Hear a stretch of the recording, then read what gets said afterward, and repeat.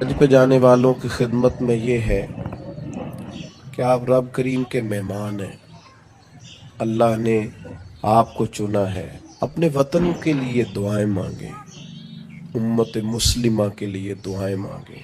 ہمارے دل ایک دوسرے سے دور ہو گئے، ہر محکمہ ہر ادارہ ایک دوسرے کے بارے میں نفرت انگیزی کرتا ہے۔ اللہ کے حضور حاضر ہوں تو وہاں سے خیر طلب کریں کہ مالک ہم سارے آپس میں ہیں، ہمارے دلوں کو جوڑ دے، کچھ ایسا کر دے کہ امت میں وحدت پیدا ہو۔ عالم اسلام جو جگہ جگہ ٹوٹا ہوا ہے، جس طرح آج جوڑ دیا ہے، سب کو جوڑ دے۔ الترغیب والترہیب میں حدیث ہے،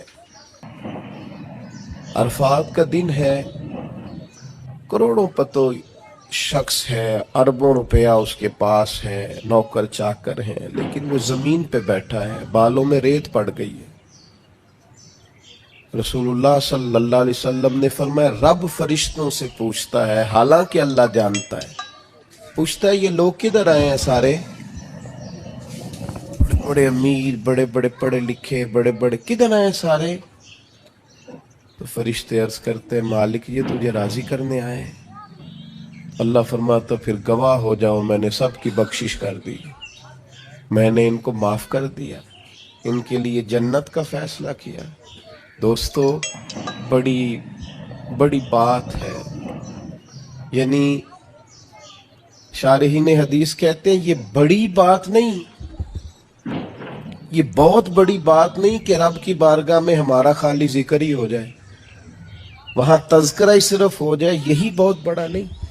تو بہت ذوق سے بہت شوق سے جائیں، اطمینان کے ساتھ آپ سارے ارکان ادا کریں، پھر جب رسول رحمت علیہ السلام کے حضور جائیں تو درود و سلام کی کثرت کریں، وہاں جائیں تو کثرت درود و سلام آپ کے آل پر، آپ کے اصحاب پر خوب درود بھیجیں، وہاں اپنی حاضریاں خوبصورت کریں، عنوان زندگی نئے طور پر شروع کریں، یعنی یہ ایک نئی زندگی ہے حج کے بعد، بالکل نئی۔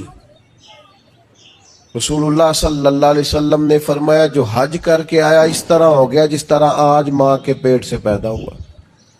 تو اس کو بھی تو چاہیے نا نئے سرے سے چیزیں ترتیب دے، صرف یہ اپنے پیٹ کو نہ بدل لے آ کے کہ اب مطلب یہ کہ ساتھ حاجی بھی لکھ دو، یہ باقاعدہ اپنے رویے بدلے، طرز زندگی بدلے۔ میں آپ سے پھر یہی عرض کروں گا کہ کشادہ سینے کے ساتھ، کشادہ دل کے ساتھ اور بڑے حوصلوں کے ساتھ ہمیں سفر کرنے کی کوشش کرنی ہے۔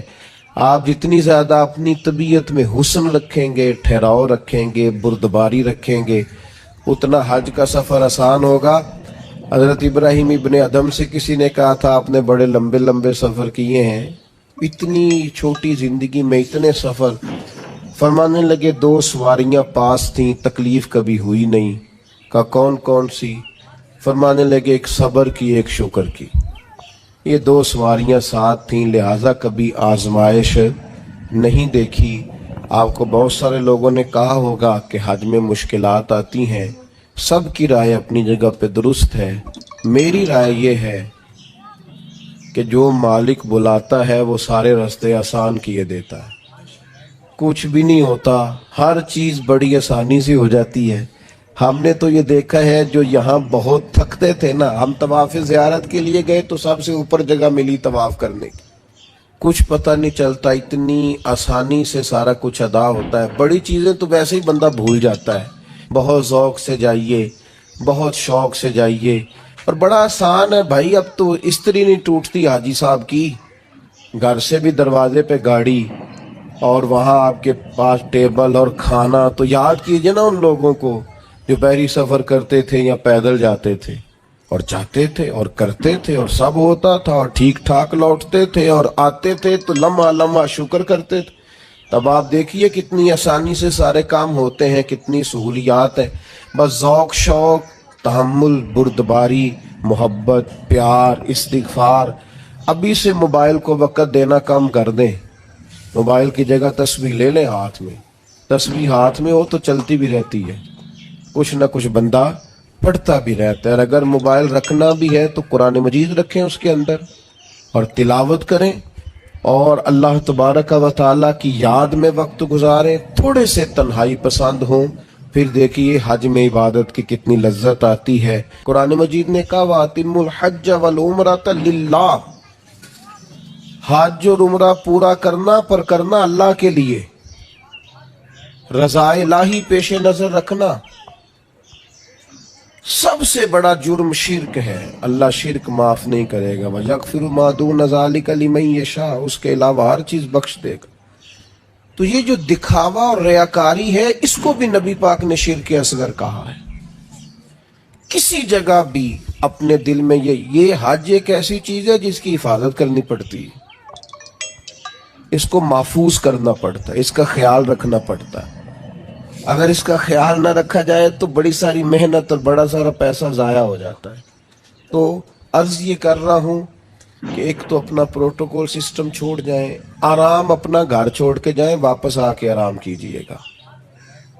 اور جو ماہر ہیں نفسیات کے، وہ کہتے ہیں کہ اللہ جب بندے کی نیند پوری کرانا چاہتا ہے تو 20 منٹ بھی آنکھ لگ جائے تو نیند پوری ہو جاتی ہے، ورنہ 14 گھنٹے اے سی میں سونے کے باوجود بھی لوگ اس طرح اٹھتے ہیں کہ ان کا دل کرتا ہے ایک پیناڈول کی گولی مل جائے نا، کبھی جسم دکھ رہا ہے۔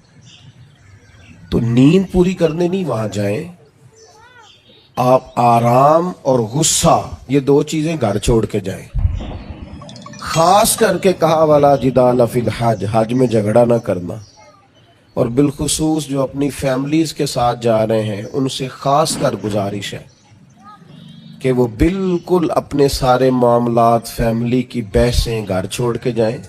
غصہ نہیں کرنا وہاں جا کے، آرام پسند نہیں ہونا، گھر آ کے کریں گے انشاءاللہ۔ وہاں ویسے کوئی وہاں بے آرامی نہیں ہے، لیکن جو ہم عادی جس آرام کے ہوتے ہیں وہ بھی بہرحال وہاں میسر نہیں ہوتا۔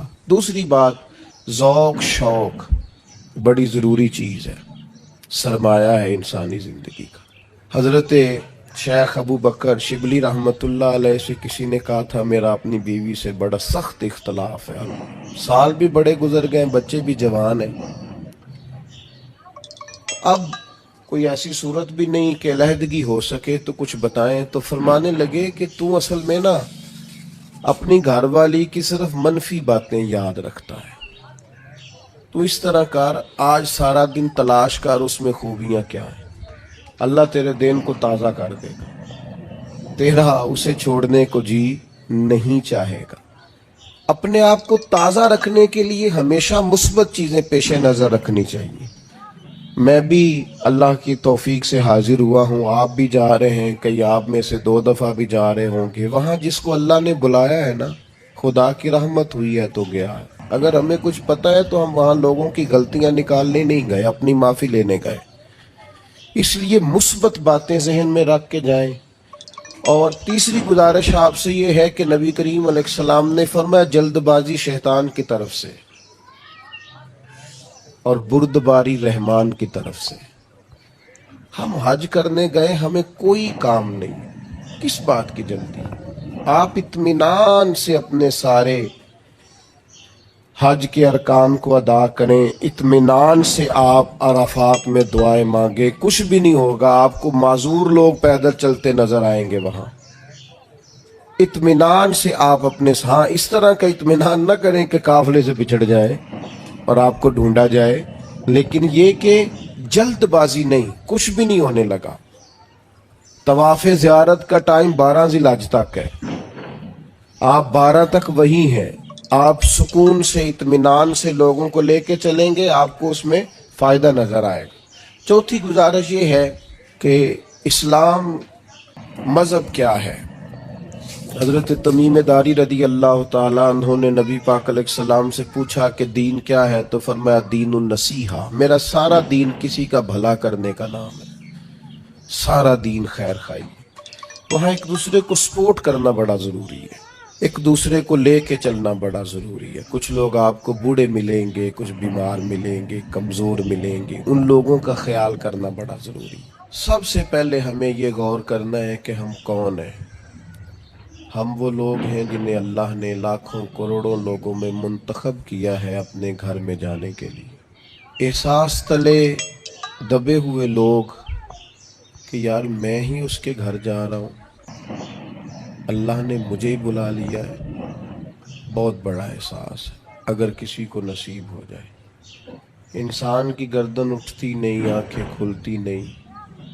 امام حسن رضی اللہ تعالیٰ عنہ صحابہ میں سے کثرت سے جاتے تھے، اور سیدنا عثمان غنی رضی اللہ تعالیٰ عنہ کثرت سے جاتے تھے، تو پیدل جاتے تھے اکثر حضرت حسن رضی اللہ تعالیٰ عنہ۔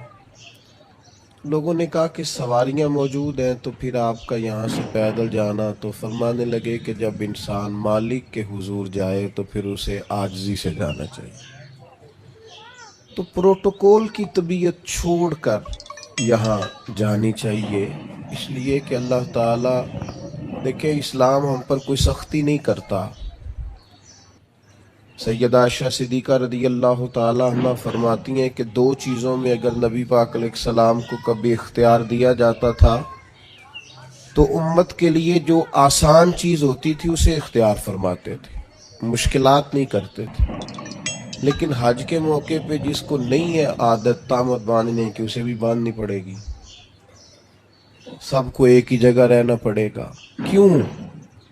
اس لیے کہ امت مسلمہ کی وحدت قائم ہو، ایک بولی بولنے، ایک لباس میں، ایک جگہ پہ اکٹھے ہوں، کہیں تو مسلمان سارے جمع ہو جائیں ایک چھتری تک۔ تو سب سے پہلے تو جتنے ہمارے ذاتی پروٹوکول ہیں وہ ہمیں گھر چھوڑ کے جانے پڑیں گے۔ یقیناً لوگوں کے پاس پیسے بھی ہوں گے، عہدے بھی ہوں گے، لیکن اب بھئی آپ سارے ایک جیسے ہیں، اللہ کے مہمان ہیں۔